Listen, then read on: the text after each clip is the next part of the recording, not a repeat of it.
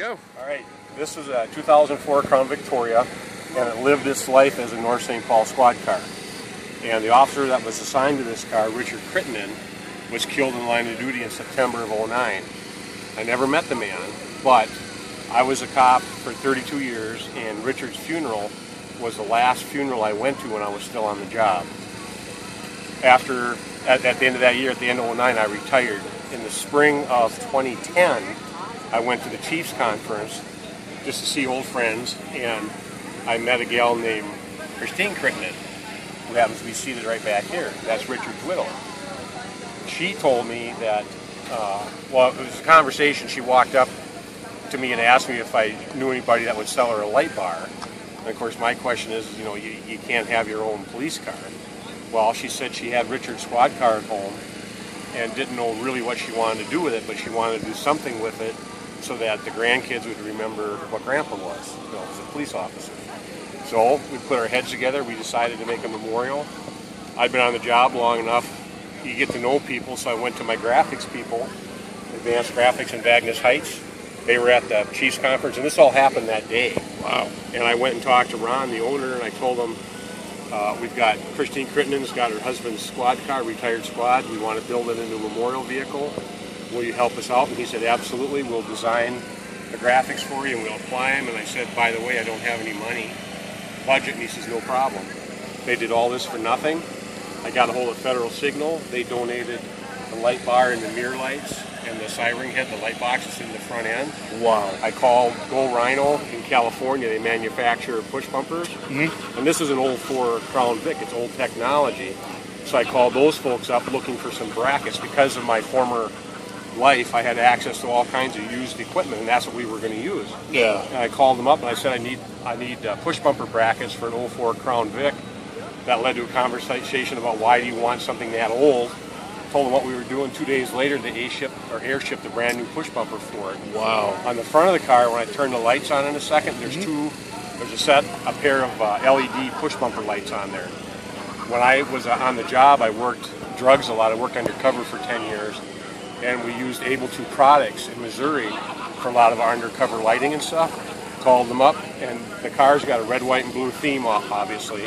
Oh, yeah. I told them I want some red, white, and blue covers for LED lights. Well, what are you doing? I explained to them.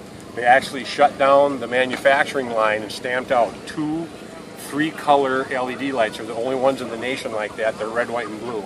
Wow. And they made one of a kind and shipped them up. Wouldn't take a penny. So we essentially got this whole car put together for zero. And, Wow, that's awesome.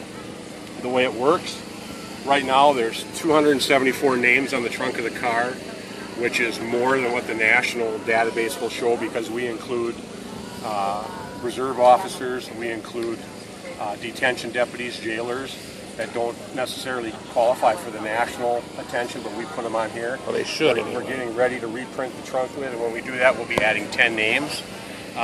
Every year they find over 100 officers nationwide who just were never reported as killed in line of duty, and so they're posthumously awarded that.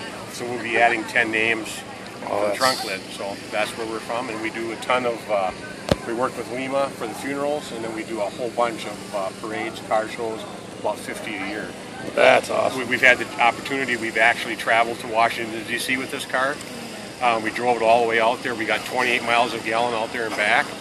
There was 3 of us that went. We were gone for 12 days. That's a long time for 3 men in a Crown Vic. Oh, yeah. I figured as long as we were going out there, I set up visits to different, it started out just with making visits to different agencies on the way. And we went to Jefferson City, Missouri, Frankfort, Kentucky, back to Memphis, Nashville, and Louisville. And at all those cities, we represented Minnesota's fallen officers in state-level memorial parades that we just completely embraced. The teddy bear that's in the back window is Critter. That was the last teddy bear that Officer Crittenden had with him the day they got killed. He's our mascot. When I put together this trip, and if you go to our website, you can take a look and you can see there's a picture of this car it's taken somewhere in Missouri with the teddy bear sitting on the hood. We put one of our thin blue line patches on the chest of the bear.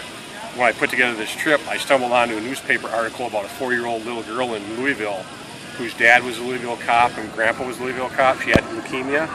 So on the way out there, every officer that we encountered, whether it was 2 in the morning getting gas or at one of these memorials, we had them pose with the teddy bear, took a picture. When we got to Louisville, we printed all those pictures, put together this big honkin' get well card. We went out, and Grandma and Mom knew that we were coming, but we met them out at SWAT team training, and we gave her a get well card with the teddy bear, and it just completely crushed Dad and Grandpa and the SWAT guys. It was just awesome. So that's the kind of stuff that we kind of been up to. I like that. So here, let me get something for you. Yeah.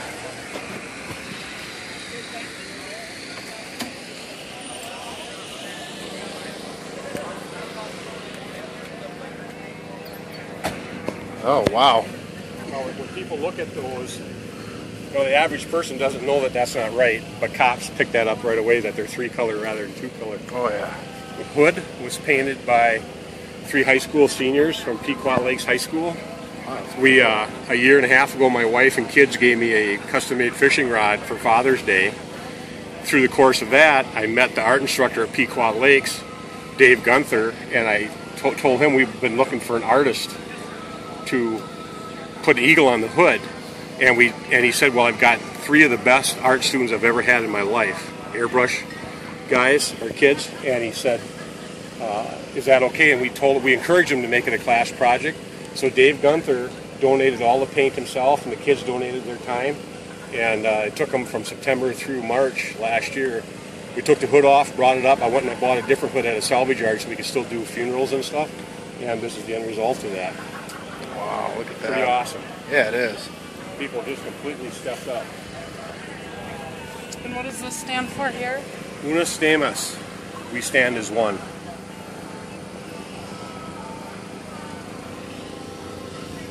The badges that we have on the eagle's chest, I purposely left those so you couldn't really read them, but they're there. The only one you can read is the center one, which is 933, matches the license plate. That's Richard Crittenden's badge number from North St. Paul. Since it was his squad, I wanted that direct connection to the family. It's for all of our fallen officers, but it's his car. And if you look inside the car, there's a plaque between the seats I put in there for Richard, so that anybody that drives the car, I just wanted them to know whose squad it was. So, pretty awesome. This morning we went to the 5K. Were you down there? No, I missed that. We pulled up. There were squad cars there from 4 different cities, all lined up, and this was the focal point of that.